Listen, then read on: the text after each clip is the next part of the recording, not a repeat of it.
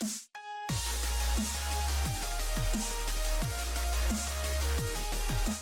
everyone, my name is Wedge. Today's Deck Tech is going to explore a new format, Brawl. Wizards of the Coast announced this format last week as Dominaria preview season got underway. And while I was skeptical at first, content creators and players alike have flocked to it pretty quickly. So I jumped in and yeah, pretty good time. I'll spend a minute telling you about the Brawl format, and then the rest of the video will be a Brawl legal budget deck using TCG player pricing. If you want to see the deck list in full or purchase the entire thing for a cool $25 and be ready to brawl yourself, click the first link in the description. Let's get our Brawl on.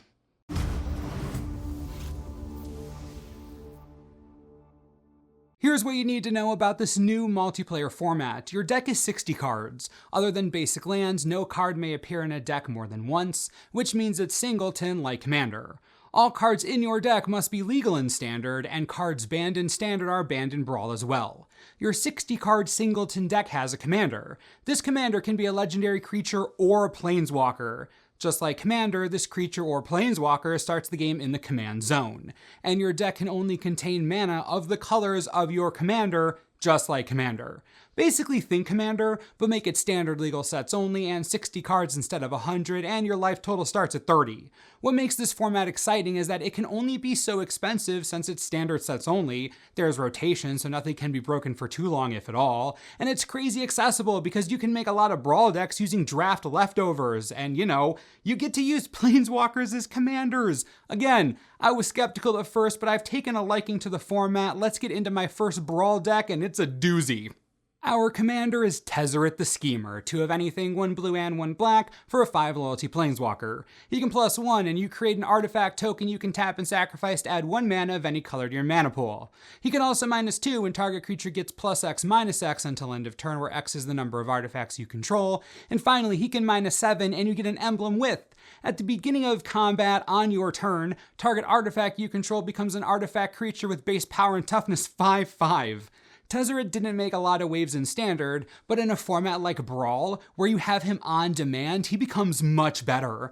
Obviously, we're running an artifact deck, and there is no one more perfect for it than old Tezzy. He can mana excel while giving us artifacts, his removal is stupidly easy to enable, and we have him ready in the command zone, safe and sound until the exact moment we're ready to nuke something. And his ultimate, worst case, is a brutal win condition that can turn Ethereum cells or other artifacts into 5/5s. Tezzeret is the leader of this robot army. Let me show you what we're working with. I'm going to get this out of the way right now. We're looking for hilarious win conditions. That's right, this entire Brawl deck is designed to win through mechanized production and revel in riches. This is the booty standard deck tech brought to Brawl level goodness. You want alternate win conditions in a new format no one's ready for? Get on the hype train because we're about to dumpster some fools. Choo choo, friends. The name of the game is Artefacts. We need a lot of them. We need them all the time. Luckily for us, Ixalan loves treasure, aka artifacts. Sailor of Means and prosperous pirates create treasure on entry to the battlefield, always nice to have. When Direfleet Hoarder dies, we get a treasure, which is convenient since we'll probably be sacrificing the poor pirate to our ruthless knave, which will create a couple more treasure tokens for value, which is even more convenient because our pitiless plunderer watches all of this happen and gives us even more treasure. That's called synergy.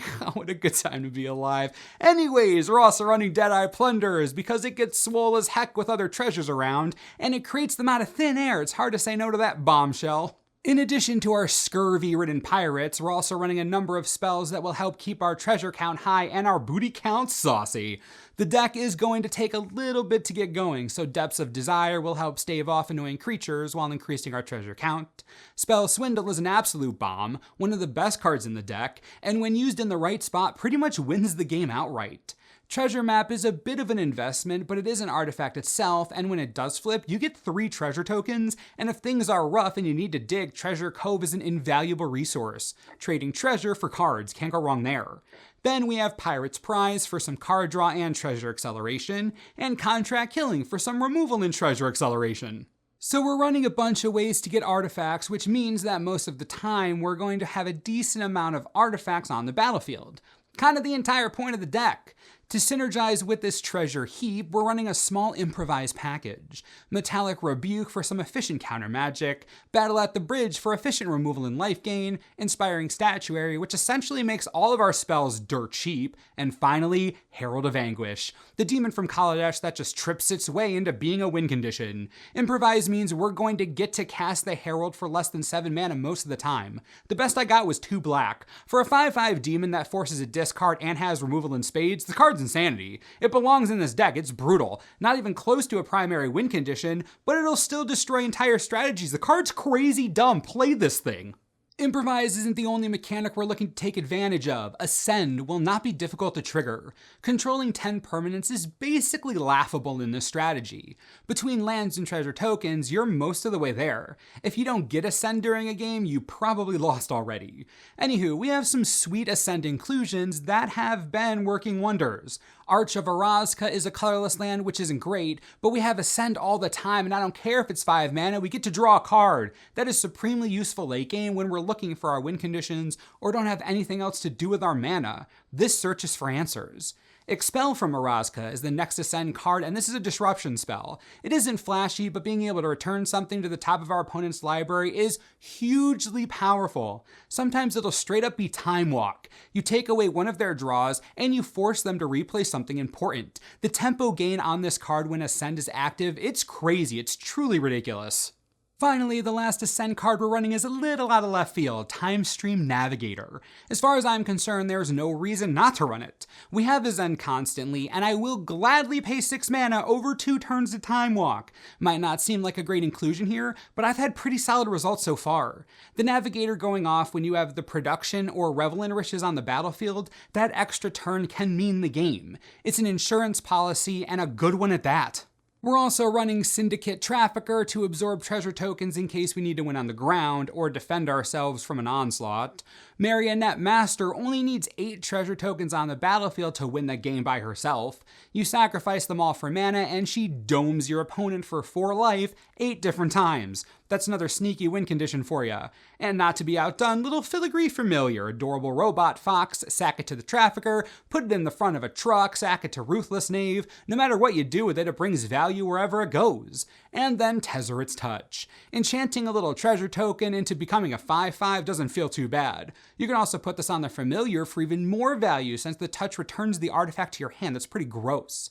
As you can see, we have a lot of artifacts, artifact synergy, and just straight up boss cards in this deck. Now you've seen a ton of stuff so far, but to bring this deck together to really hold it steady and keep it consistent, we need what makes blue and black famous, disruption and removal. For counter spells, we're able to run Negate, Supreme Will, and Insidious Will. Being versatile is key in a singleton format like this. Negate hits everything but creatures. Supreme Will gives the opportunity to dig if we don't need the counter or it's become useless late game, and Insidious Will lets us redirect nastiness, counter anything, or copy anything. Again, versatility is king here. As far as non-counter disruption goes, we're running Kitesail Freebooter. 1, because it's adorable, and 2, it's a great hand attack spell that almost always absorbs an important kill spell. Along with our disruption package, we have included a very impressive removal suite, and this is probably why the deck is as consistent as it is. Hostage Taker is one of the most expensive cards in the deck, but included here for good reason. Solid threat, cheap cost, and an answer to most everything we hate. Ravenous Chupacabra is the adorable Necrotal I never knew I wanted. Walk the Plank is our classic 2-mana removal spell. Against anything besides fishmen, we're looking good. Never to Return gives us some reach against other planeswalkers, which is particularly important in a format where planeswalkers can be commanders and show up whenever they want. Lot of value here. And finally, this is a multiplayer format, remember, which makes Yahenni's expertise and Torment of Hailfire that much more brutal. As far as removal packages go, especially on a budget, you can't do much better than this.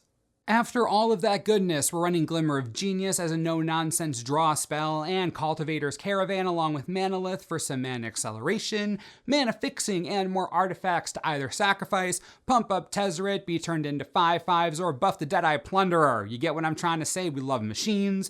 And super finally, looking at the lands, it's pretty simple. If near dead lands is removal, Desert of the Glorified and Desert of the Mindful are solid cyclers late in the game, or if we flood it a bit. Submerged Boneyard is our token duel, add in 9 islands and 9 swamps, and you get our 23 land mana base. Let's talk upgrades for this stupidly cheap deck. What we just went through is $25 if you want to buy it right now. It's very affordable. If you enjoy Tezzeret the Schemer and his crazy win conditions, then you might consider some quality of life upgrades. If money isn't an object, Fatal Push, Vraska's Contempt, and Disallow make for solid removal / disruption upgrades. They're all powerful, tested, and cheap, at least mana-wise. The only other real upgrade I'd suggest is Drowned Catacomb, and Fetid Pools into your mana base. But even then, I never had issues getting either color, so it's really up to you. If you like the idea of winning with Mechanized Production, Marionette Master, or Revel in Riches, this is the deck for you. Tezzeret the Schemer is the perfect commander for this type of strategy. He has everything you want, the deck has everything you want, and it functions with a decent amount of consistency. Brawl is new and you may be hesitant to try it out, but give it a shot. It isn't a huge investment. Players seem to really like it, and if you want, I'll be making more budget Brawl decks in the future because I've honestly had some fun building this one. Most accessible commander variant right here. I do hope you enjoyed the video, and as always, thanks for watching and we'll see you next time.